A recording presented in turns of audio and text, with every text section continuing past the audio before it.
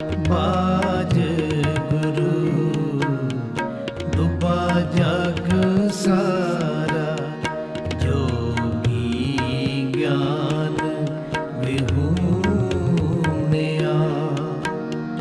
जोगी ज्ञान।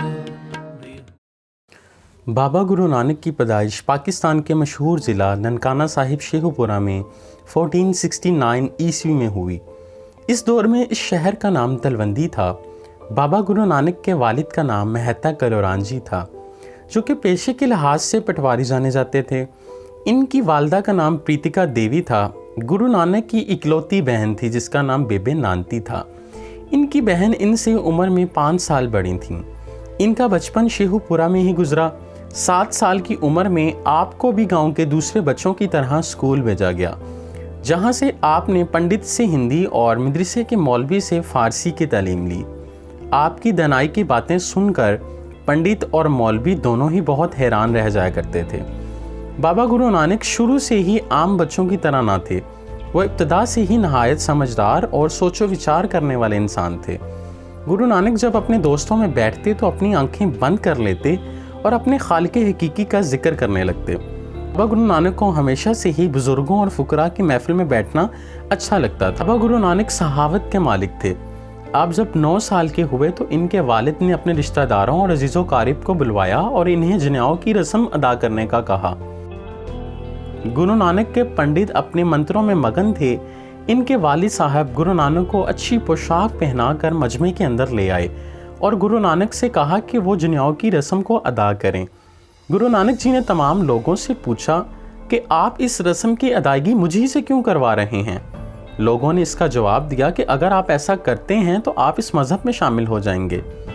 गुरु नानक ने धागे से बंधे इस जनेऊ को पहनने से इनकार कर दिया और कहा ये धागे से तैयार करदा जनेऊ है, ये तो मैला हो जाता है और बाद में इसे नया लेना पड़ता है, और ये जनेऊ इंसान के मरने के बाद साथ में ही जला दिया जाता है, फिर ये अगले जहां में हमारी मदद कैसे कर सकता है।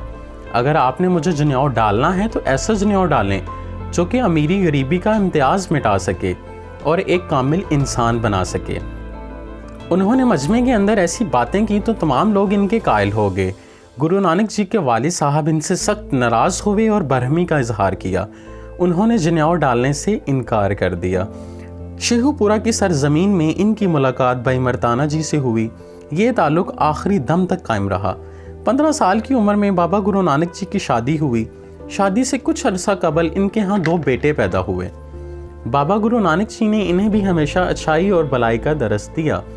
बाबा गुरु नानक जी ने कुछ अरसा सुल्तानपुर में ही नौकरी की, जो कि एक नवाब का मोती खाना था। यहाँ उन्होंने लोगों को पूरा तौल और सच बोल का पहला दरस दिया। आप छोटे बड़े तमाम लोगों को एक ही नज़र से देखते थे। एक दिन आप बहती नदी में नहाने के लिए गए और 3 दिन तक वापस न आए। जब लोगों ने फिक्रमंदी का इजहार किया तो गुरु नानक कब्रिस्तान में मौजूद पाए गए और ऐलान किया गया, ना कोई हिंदू ना कोई मुसलमान। इससे साबित हुआ कि बाबा गुरु नानक जी 3 दिन तक एकांत में बैठे हुए थे। गुरु नानक ने लोगों को दूसरों के साथ बुलाई और अच्छाई करने का दरस दिया और कहा कि अगर तुम ऐसा करते हो तो देखना तुम्हारे दिल को कितना सुकून पहुंचता है। गुरु नानक ने कई सफ़र किए और अपने मकसद की तबलीग की। 1497 में गुरु नानक जी ने सुल्तानपुर से अहमदाबाद, लाहौर, मुल्तान, दरिया रावी, ब्यास, मलीरकोट, करनाल, हरिकोट, दिल्ली, लखनऊ और बंगाल के इलाकों में अपने धर्म की तबलीग की और लोगों को हक़ व सच कहने की तरगीब दी। इनकी ये तबलीग 1497 से 1505 तक जारी रही। इसी तरह उन्होंने और भी बहुत से तबलीगी दौरे किए। वो कई इलाकों में कई सालों तक रहे और अपने धर्म का प्रचार करते रहे। इनके बारे में कहा जाता था कि जिस सरजमीन पर कदम रखते हैं लोग इनके कायल हो जाते हैं। गुरु नानक जी किसी से भी मिलते तो उसे अपने अल्फाज से मोह लेते।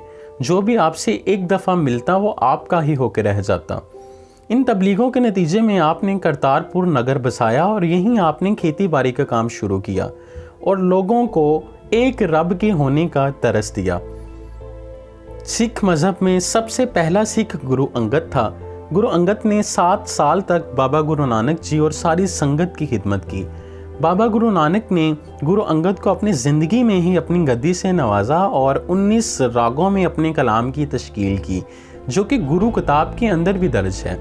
गुरु नानक जी ने 974 अल्फाज 19 रागों में बयान किए।